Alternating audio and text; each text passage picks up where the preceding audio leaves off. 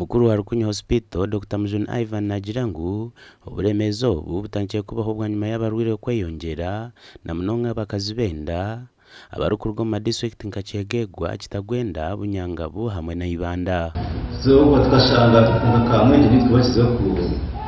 Shagama muri chef muri mito ubesho byo mutwino mushije mwinji abantu bamishagama nyinji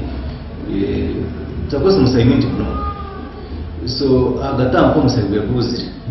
uzabuhinga brand banka ushanga insita wiri insita na hore n'abarwiri 10 barenda brand kandi ugimara ko sayinitsi kibirisha okurundana Shagama kuriyo ni kugenda misho mu bicweka bitari bimwe na bimwe mu district ya Kamwenge okwera kumaraho ikigwerereze ekiriyo ngiteganizo buhereza hirwaro rya Rukunyu yo musheho ni umurire kwa kufahabwa embura y'Shagama ni mpura na shashamno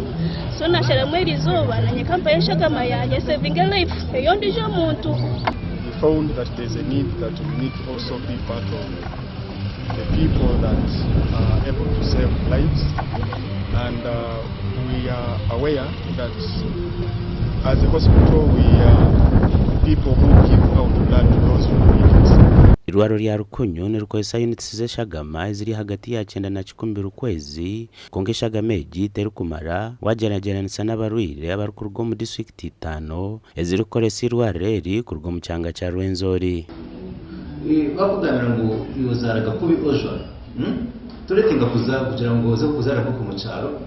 niga ko marwaro hasi kandi mu gushaka mununga so waza ujo mununga cyangwa se ngo zo gushaka wenda kunyo nyine sinkisha tiningine ukaza ni mwibaro kugira ngo tukwate kare utakagira cyo ubwita gushe mu tumucendeze kwa nasi yashobora ngo musayo umarwaro buriyo gukora kibubiremo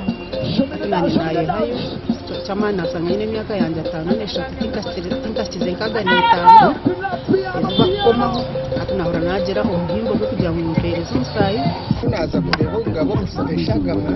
kiriya cyiciro ndakubanyo giye kizamu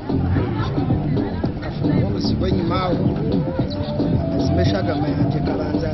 yaburanga aba ubwo hati nibashaba abantu bona kwejumbira mu kugabe Shagama okwenda kurwanisa uburemezi bwibura rya Shagama mu marwaro gasho kwa Anthony Twine.